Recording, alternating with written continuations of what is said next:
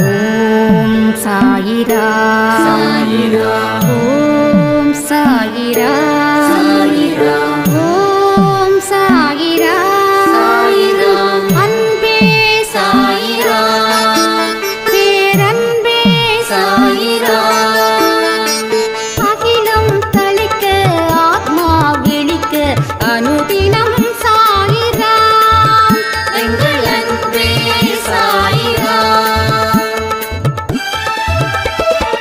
ஒன்றே இறைவன் ஒன்றே பூமிக்கென்றும் சாயிரா சரணம் சாயிரா நன்றே செய்து வாழ்வோம் நாம் ஒன்றே செய்து வாழ்வோம் அன்பே சாயிரா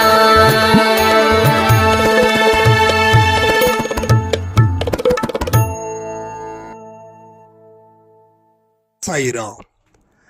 என் உயிரின் உயிரானவர்களே, இந்த பதிவை முழு மனதுடன் தயவு செய்து கேளுங்க. ஏன் எடுத்த உடனே சொல்றேன் அப்படின்னா, இந்த 2-3 நாளா உங்களுடைய வாய்ஸை நான் கேட்குறேன். அதில் ஒரு துளியும் நம்பிக்கை இல்லை. எதையோ நீங்கள் பறி கொடுத்து இந்த நிமிஷம் வரைக்கும் அழுதுகிட்டு இருக்கீங்க அப்படின்ற ஒரு உள்ளுணர்வு எனக்குள்ள அது ஏற்படுது. அப்படிப்பட்ட மனநிலையில் யாரெல்லாம் இருக்கீங்களோ அத்தனை பேருக்கும் இந்த பதிவு மிகப்பெரிய ஒரு மாற்றத்தை ஏற்படுத்தும். வாழ்க்கையில் நாம் செய்யக்கூடிய ஒரு செயலும் எப்படிப்பட்டதா இருக்குதோ அதற்குரிய பலன்களை நாம் அனுபவிக்கிறோம். சரியா? அதே போல வாழ்க்கையில் எதை தேடி ஓடுறோமோ அது நமக்கு நிரந்தரமாக இருக்கா? வாழ்க்கையில் எந்த உறவுகளை நம்புகிறோமோ அந்த உறவு நம்ம கூடவே வருதா? நம்முடைய பெயர், புகழ், செல்வம் எல்லாற்றையும் இந்த உலகத்தில் நாம் சம்பாதிக்கிறோம். ஆனால் இது உங்களை காப்பாற்றுதா காப்பாற்றலையா? இதை பற்றி தான் ஒட்டுமொத்த பதிவில் நாம் பார்க்க போகிறோம். ஆனால் 100க்கு 100 ஒரு விஷயம் மட்டும் நான் சொல்கிறேன். உங்கள் துன்பங்களை பெரும் அளவில் இந்த பதிவு நிச்சயமாக போக்கும். உங்கள் விழிகளில் இருந்து வழிந்தோடக்கூடிய கண்ணீர் உங்களுக்கு எந்த இடத்துலையும் லாபமே தரல. அதற்குண்டான பலனையும் கடவுள் கொடுக்கல. இதெல்லாம் ஏன்னு தெரிஞ்சுக்க வேண்டாமா? நாம் இந்த உலகத்துக்கு அழுவுறதுக்காக மட்டும்தான் வந்தோமா, இல்லை சிரிக்கக்கூடாதுன்னு கடவுள் தலையெழுத்தை எழுதியிருக்காரா? ஸோ தலையெழுத்து ஒன்று இல்லை அப்படின்றது எல்லா பதிவுலையும் சொல்லியிருக்கோம். அதை பற்றி திரும்பவும் பேச வேண்டியது இல்லை. இப்போ நீங்கள் பெற்ற பெயர், புகழ், செல்வம் எல்லாம் இந்த மண்ணில் விட்டுட்டு தான் நீங்கள் போகணும். அடுத்த ஜென்மத்தில் இவை சேருமா சேராதா? கண்டிப்பாக சேருமா சேராதா? உங்கள் எதிர்காலத்தை எப்படி மாற்றி அமைக்க முடியும்?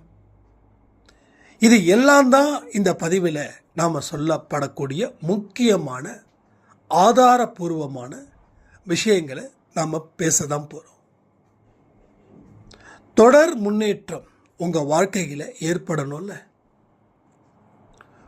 உங்களுடைய அழுகையும் புலம்பலும் உங்கள் வாழ்க்கையில் மேலும் துன்பத்தை ஏற்படுத்தும் ஒரு மார்க்கமாக அமையுது. நம்புறீங்களா இல்லையா? சில பேருக்கு அழுக வந்தால் நான் கொஞ்சம் மன நிம்மதியாக இருக்கேன், பாரம் குறையுது. எஸ், அழுக பாரம் குறையும். ஆனால் அழுதுகிட்டே இருக்கிறீங்க அப்படின்னா நீங்கள் துன்பத்துடைய பாதையில் போயிட்டே இருக்கீங்கன்னு அர்த்தம். ஒரு கம்ஃபர்டபுளான ஒரு பாதை இருக்குது, அன்கம்ஃபர்டபுளான ஒரு பாதை இருக்குது. அதாவது வசதியான பாதை இருக்குது, வசதி இல்லாத பாதை இருக்குது. வசதியான பாதையில் போனால் நீங்கள் அழமாட்டீங்க. வசதி இல்லாத பாதையில் தொடர்ந்து பயணித்தா நீங்கள் அழுவீங்க. அப்போ உங்களுடைய அழுகை உங்களுக்கு மன ஆறுதலையும் பாரத்தையும் அந்த நேரத்தில் கொடுக்குதே தவிர அது எல்லா நேரத்திலும் அது கொடுப்பது இல்லை. அது எல்லா நேரத்திலும் என்ன கொடுக்குதுன்னா, அந்த பாதையை தாண்டி வேற எந்த பாதையிலையும் போகக்கூடாதுன்னு அது உங்களை இழுத்துட்டு போகுது. அது உங்களுக்கு மிகப்பெரிய தோல்வியை கொடுக்கக்கூடிய ஒரு இடமாக அது மாறுது. ஒரு மனுஷன் உங்களை அழைச்சிட்டு போறான், போற வரவெல்லாம் சொல்றான், அந்த மனுஷன் உன்னை பலி கொடுக்க போறான், நீயும் அவனை நம்பி போறியே. அப்போ இந்த விஷயத்தை தெரிஞ்ச நாம் என்ன பண்ணுவோம்? அவங்ககிட்ட எதிர்த்து சண்டை போடுவோம். சண்டை போடலைன்னா அவங்ககிட்ட கெஞ்சுவோம். இந்த ரெண்டில் ஏதாவது ஒன்று சொல்லுவோம். ஒன்று கழுத்தை பிடிப்போம், இல்லை காலை பிடிப்போம். ஏன்னா நமக்கு தேவை அவங்ககிட்ட இருந்து இப்போ தப்பிக்கணும், அவ்வளோதான். அவன் பலமானவனாக இருந்தால் அவன் காலை பிடிப்போம், அவன் பலகீனமாக இருந்தால் அவனை கழுத்தை பிடிச்சி அவனை அட்டாக் பண்ணிவிட்டு நாம் திரும்பி போவோம். ஆனால் நீங்கள் அவன் காலையும் பிடிக்கலை, அவன் கழுத்தையும் பிடிக்கலை. இதுதான் என் விதிவசம், அவன் எங்கே அழைச்சிட்டு போகிறானோ அங்கே அழைச்சிட்டு போகட்டும்னு சொல்லி அவன்கிட்டயே நீங்கள் சொல்கிறீங்க. அப்போ அவன் என்ன பண்ணுறான்? இன்னும் உங்களை கொடுமையாக எடுத்துகிட்டு போகிறான். ஏன்னா எதிர்ப்புகள் எங்கே இருந்தும் வரலை, அதனால் அவன் இன்னும் கொடுமையாக உங்களை இழுத்துட்டு போகிறான். அப்போ இந்த அழுகையும் உங்களுடைய துன்பமும் உங்களுடைய கவலையும் இயற்கையா அப்படின்னா இல்லை, அது முற்றிலும் செயற்கை ஆனது. நாம் என்னைக்கு இயற்கையை அழிச்சோமோ அன்னைக்கே நாம் செயற்கையான மனிதர்களாக வாழ ஆரம்பிச்சிட்டோம். நான் சொல்கிறது இயற்கைன்றது மரம் செடி கொடி மட்டும் இல்லை. வாழ்க்கையில் எனக்கு துன்பமே வரக்கூடாது, அப்போவே நீங்கள் இயற்கைக்கு எதிராக செயல்படுறீங்க. அடுத்தது, வாழ்க்கையில் நான் மட்டும்தான் ஜெயிக்கணும், என் குடும்பம் மட்டும்தான் ஜெயிக்கணும், பிறர் ஜெயிக்கக்கூடாது, அப்பயே நீங்கள் இயற்கையை அழிச்சிட்டீங்க. இயற்கைன்றது வெளியில் பார்க்கக்கூடியவைகள், மழை காற்று அது இது மட்டும் இல்லை, உள்ளுக்குள்ளே இருக்கக்கூடிய மனநிலையும் இயற்கை சார்ந்ததாக இருக்கணும். இந்த காக்கா கூட்டம்லாம் பார்த்தீங்கன்னா எப்படி இருக்கும்? ஒன்று கிடைச்சதுன்னா 4 பிரிச்சுக்கும், அது போல் இருக்கணும். அப்போ இன்பத்தையும் துன்பத்தையும் நாம் எந்த பார்வையில் பார்க்குறோன்றதை பொறுத்து இயற்கையை இயற்கையான மனிதனாக இருக்கிறோமா இல்லை செயற்கையான மனிதனாக இருக்கிறோமா? அப்போ செயற்கையான மனிதனுக்கு தான் கோபமும் கவலைகளும் ஆணவமும் அகங்காரமும் வரும். யாருக்கு? செயற்கையான மனிதனுக்கு. இயற்கையான மனிதனுக்கு எல்லாத்தையும் கடந்து போவான். அவங்கிட்ட ஒரு அசாத்திய அந்த அமைதி இருக்கும். அந்த அமைதி நம்பிக்கையினால் வந்தது. நம்பிக்கை இல்லாதவங்க கயோமுயோன்னு சவுண்ட் இருக்கும். ஆனால் நம்பிக்கையோடு இருப்பவங்களுக்கு ஒரு அசாத்திய அமைதி இருக்கும். அவன் எது நடந்தாலும் கவலைப்பட மாட்டான். அவன் தலையில் இடி விழுந்தாலும் அவன் கவலைப்பட மாட்டான். அதாவது அந்த இடி தன் மேலே விழாதுன்னு நினைக்க மாட்டான், விழுந்தா நம்ம செத்துடுவோன்னு நினைக்க மாட்டான். அவன் இயற்கைக்கு எதிராக எதையுமே செய்ய மாட்டான். ஏன்னா அவனுக்கு மறுபிறவி மேலே நம்பிக்கை இருக்கு. மறுபடியும் எங்கே பிறக்கணும்? இங்கே தானே பிறக்கணும். வேற ஏதாவது உலகம் இருக்கா? இல்லை. ஸோ இங்கே தானே பிறக்கணும், இங்கே தான் பிறப்போம். என்ன, இந்த ஊரில் இருக்க மாட்டோம், இல்லை இந்த நாட்டில் இருக்க மாட்டோம், இல்லை வேற ஒரு நாட்டில் கூட நம்ம இருக்கலாம், அவ்வளோதான். ஆக மொத்தம் ஏதோ ஒரு வாழ்க்கை நமக்கு அடுத்த ஜென்மத்தில் இருக்குது. ஆனால் அந்த வாழ்க்கையை எப்படி தீர்மானிக்கணுன்றது யாருக்கும் தெரியல. அதாவது இந்த காலத்திலேயே எப்படி சந்தோஷமாக வாழணும்னு தெரியாதவங்க அடுத்த ஜென்மத்தை பற்றி யோசிக்க மாட்டாங்க. ஆனால் நாம் அடுத்த ஜென்மத்தை பற்றியே யோசிக்க சொல்கிறோன்னா அப்போ வரக்கூடிய நாட்களில் நம்ம எப்பேற்பட்ட ஒரு வாழ்க்கையை வாழ்வோன்றது நினச்சி பாருங்க. வாழ்வோமா இல்லையா? அப்போது உங்களுடைய அழுகலும் புலம்பலும் இயற்கைக்கு எதிரானவை. அது இயற்கையை மேலும் ஆத்திரம் அடைய செய்பவை. அப்போது அதிலேயே நம்ம ஊறி போனால் என்ன ஆகும்? நம்ம உடல், மனம், புத்தி, எண்ணம், சொல், செயல் இது எல்லாமே ஊறி போனதால நம்ம எடுக்கக்கூடிய ஒரு காரியமும் தோல்வியை நோக்கி அழைத்து செல்லும். தோல்விகள் தான் அதனுடைய எல்லைகளாக மாறும். தோல்விகளை எந்த காரணத்தை கொண்டும் தடுத்து நிறுத்த முடியாத அளவில் இன்னைக்கு உங்களுடைய மனது இருக்குது. அதற்கு காரணமே நீங்கள் தேர்ந்தெடுத்த பாதையும் தேர்ந்தெடுத்த பயணமும் தான். உங்களை யாரும் கட்டாயப்படுத்தலை. ஆனால் நீங்கள் நினைக்கிறீங்க என்னை எல்லோரும் கட்டாயப்படுத்துகிறாங்க. நீங்கள் இல்லை. உங்கள் மனநிலை அப்படிப்பட்டதாக இருந்ததால் அந்த மாதிரியான சூழ்நிலை உருவாகுது. சூழ்நிலை ஒவ்வொரு மனுஷனுக்கும் உருவாகுது. அது எதை பேஸ் பண்ணினா நம்மளுடைய மனதை பேஸ் பண்ணி தான் அந்த சூழ்நிலை உருவாகுது. ஸோ இதை நாம் என்னைக்கு தெளிவாக தெரிஞ்சுக்கிறோமோ அன்னைக்கு நம்மளுடைய பாதையும் பயணமும் மிகவும் நேர்த்தியாக, துல்லியமாக, நம்பிக்கையோட, திறமையோட அது இருக்கும். கடவுள் என்ன சொல்றாரு? விழுந்தவன் எல்லாம் எழுந்திருக்கணும்னு சொல்றாரு. ஆனா மனுஷன் என்ன சொல்றான்? நான் விழுந்துட்டேன், என்னால் எழுந்திருக்க முடியாதுன்னு சொல்றான். கடவுள் நீ எழுந்திருச்சா உனக்கு வழி கொடுக்கறேன்னு சொல்றாரு. ஆனா விழுந்தவனும் இல்லை, நீ என் முன்னாடி வந்து நில்லு, என்னை தூக்கி விடு, அப்பதான் நான் எழுந்திருப்பேன்னு சொல்றான். அப்ப கடவுள் பெரியவரா, மனிதன் பெரியவனா? நாட்டுடைய சட்டத்திட்டத்தை மதிக்கணும் சாமானிய மக்களாக இருந்தாலும். அப்போ சட்டம் மிக பெரிய ஒரு பவர். அப்போ கடவுள் அவர் தன்னுடைய சட்டத்தை போடுறாருன்னா அதை பக்தர்களாக இருக்கக்கூடிய நாம அதை மதிக்கணும், அதை போட்டு மிதிக்கக்கூடாது. அப்போ முடியாது அப்படின்னு அவருக்கு எதிராக சொல்லும்போது அவருடைய பெயரை, அவரோட பேச்சை நம்ம மீறுவது போல இருக்குது. பெற்றோர்களோட பேச்சை நம்ம மீறினா என்ன பண்ணுவாங்க? வாயில அடிப்பாங்க. அதே போல தான் கடவுளுடைய பேச்சையும் நம்ம மீறக்கூடாது. அவருடைய சொல்கள் என்ன இருக்குதோ அதை அப்படியே ஏற்றுக்கொள்ள வேண்டும். அப்படி ஏற்றுக்கொண்டுட்டாவே போதும், உங்கள் வாழ்க்கையில் உங்களுக்கு இருக்கக்கூடிய அத்தனை நன்மைகளும் ஒரே இடத்துல சேரும். இப்போ உங்கள் நன்மைகள் அங்கே ஒன்று இங்கே ஒன்று இருக்குதுங்க. உங்கள் நன்மைகள் அங்கே ஒன்று இங்கே ஒன்று இருக்குது. அதை எல்லாமே ஒரே மையத்தில் கொண்டு வரணும். அந்த மையத்தில் கொண்டு வந்தால் தான் அதற்கு உரிய பவர் உங்களுக்கு கிடைக்கும். அதற்குரிய வழிகள் உங்களுக்குள்ள பிறக்கும். ஸோ இதை சரி பண்ணாதான் நம்ம தலையெழுத்தை நாம் சரி பண்ண முடியும். தலையெழுத்தை கடவுளோ பிற மனிதனோ சரி பண்ண முடியாது. நல்லா நோட் பண்ணிக்கோங்க. ஆனால் நம்ம தலையெழுத்து சரியாகணும்னு சொல்லி கடவுள்கிட்ட முறையிடுகிறோம். எத்தனையோ விதமான பரிகாரம், பூஜைகள், மந்திரங்கள் எல்லாமே. ஆனால் என்னைக்காவது ஏதாவது ஒரு வழியில் உங்கள் பரிகாரங்கள், உங்கள் பூஜைகள் உங்களுக்கு பலன் அளிச்சிருக்கா? நான் இப்போ சொல்கிறேன், அதுக்காக செய்கிறது வேஸ்ட்டுன்னு சொல்ல. 10%, 20% மட்டுமே அது உங்கள் மாற்றத்தை ஏற்படுத்துது. ஆனால் மீதி 80% உங்கள் மனக்கட்டுப்பாடு, உங்கள் மைண்ட் கண்ட்ரோல். என்னை யாரும் மதிக்கலைன்னு சொல்லி ஃபீல் பண்ணுறோம். ஆனால் அவங்க மதிக்காதது போல நம்ம எண்ணமும் சொல்லும் செயலும் இருக்குதுன்றது நம்ம ஃபீல் பண்ணலை. ஸோ முதலுக்கு ஃபீல் பண்ணுறோம், முதலுக்கே மோசமாகுது. ரெண்டாவதுக்கு ஃபீல் பண்ணுறோம், நீங்கள் போட்ட முதல் எல்லாம் லாபமாக மாறுது.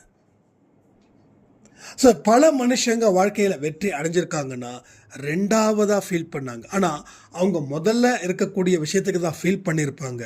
அது எல்லாமே நஷ்டமாக போகும்போது ரெண்டாவது இருக்கக்கூடிய வரிகளை, இருக்கக்கூடிய வார்த்தைக்கு ஃபீல் பண்ணுறாங்க. இன்னைக்கு எல்லாமே டாப் டக்கரில் போகுது.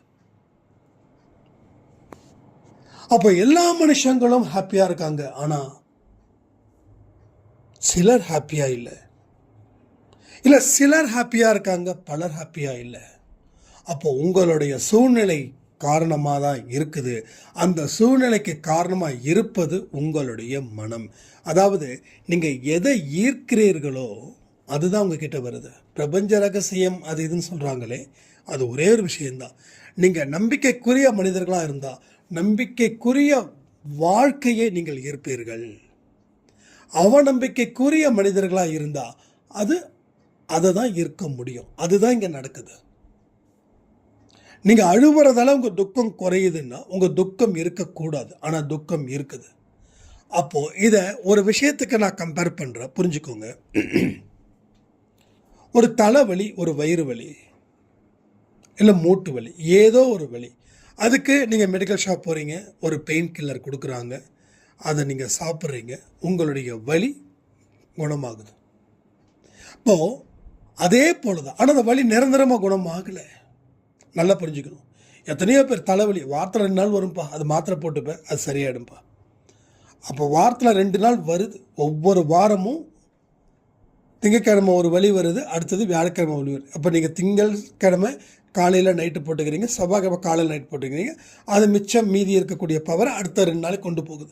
அடுத்த வியாழன் வெள்ளிக்கிழமை மறுபடியும் வருது. ஸோ அந்த வலி நிரந்தரமாக குணமாகலை. அதே போல் உங்களுடைய அழுகையும் நிரந்தரமாக குணமாகலை. அந்த நேரத்துக்கு குணமாகுதுன்னா அது டெம்ப்ரவரியாக நீங்கள் ஒரு ஷோர்ஸ் எடுக்கிறீங்க. ஆனால் நான் என்ன சொல்கிறேன், பர்மனண்ட்டான ஒரு ஷோர்ஸ் எடுக்கணும். அப்போ உங்கள் அழுகையும் உங்கள் புலம்பல்களும் என்னைக்கு உங்களால் நிறுத்தி வைக்கப்படுகிறதோ மனப்பூர்வமாக, அன்னைக்கு உங்கள் வாழ்க்கையில் அதிசயங்கள் நடக்கும். நம்ம அடிக்கடி சொல்லுவோம், வெள்ளிக்கிழமை அதுவுமா விளக்கேற்ற வேண்டிய நேரத்தில் இப்படி உட்காந்து நம்ம அழுதுகிட்டு இருக்கோமே, என்னோட முகம் இப்படி மோசமாக இருக்குதே, என்ன உடல்நிலை இப்படி மோசமாக இருக்குதே. அப்போது இது மோசமாக இருக்குது யார் உணர்த்துறது? ஏதோ ஒரு சக்தி உங்களுக்கு உணர்த்துது. ஆனால் அந்த உணர்த்துதல் தெரியாமல் நீங்கள் பாட்டுக்கும் போகிறீங்க. ஒன்றும் இல்லை, ஒரு குழந்தை இருக்குது, அந்த குழந்தைகிட்ட ஏற்ற மாதிரி மெழுகுவத்தி ஏற்றி வச்சுருக்கீங்க, அதுக்கு தெரியல, அதனால் போய் கையை விடுது. ஆனால் மறுபடியும் அது கையை விடாது. அதே போல் துன்பத்தில் இருந்து துன்பத்தை பார்த்து துன்பத்தை வளர்த்து வாழ்ந்துட்டுருக்கீங்க. அது எந்த இடத்துலையும் துன்பம் இன்பமாக மாறாது. அப்போ இன்பத்தின் பக்கம் நின்று, நம்பிக்கையின் பக்கம் நின்று நீங்கள் செயல்படும் போது தான் அந்த வெற்றியை முழு அறுவடை செய்ய முடியும்.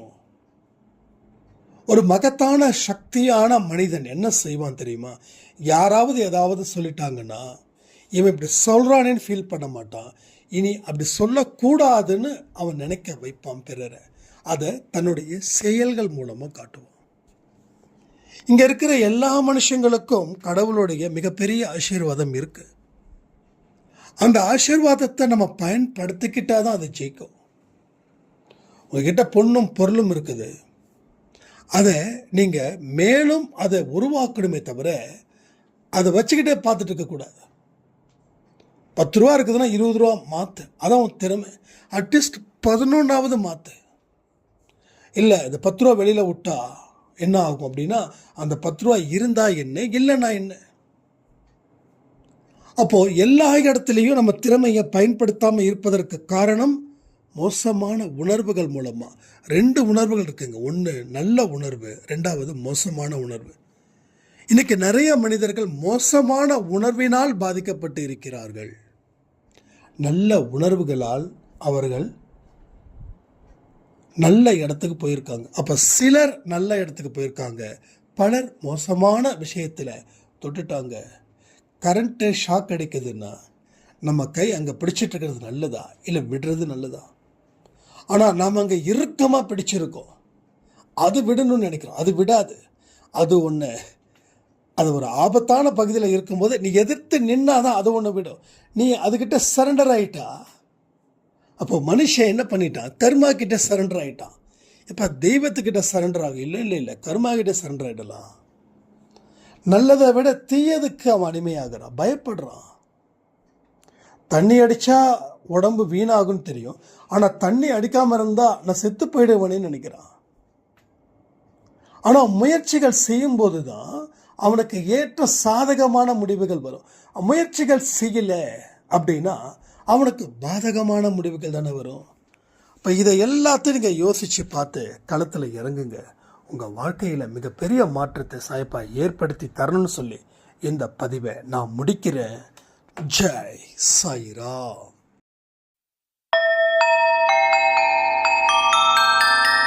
ஓம் சாயிரா சாயிரா ஓம் சாயிரா சாயிரா